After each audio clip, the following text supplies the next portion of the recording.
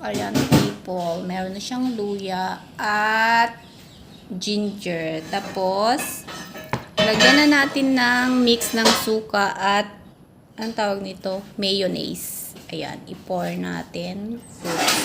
Ito yung utak ng monkey. Ayan. Tapos, lagyan natin ng pink salt. Ayan. Ayan. Tapos, naka-gloves ako. Lamasin natin. Yummy!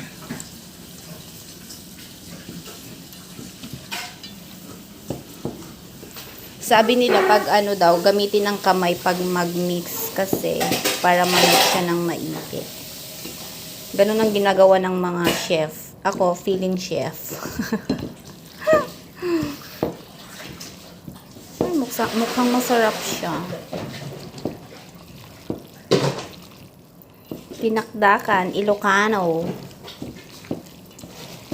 Kasi, nahuli namin yung monkey. So, dinakdakan namin yung tenga niya. As meron mo lang, ay may pupunta dito na.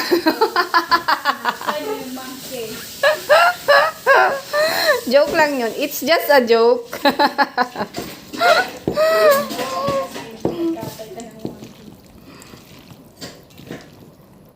Uy, hindi naman karne yan ng pig.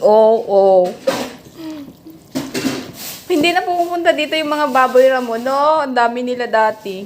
Oo, kasi may pagkain na daw sila. Tikman natin.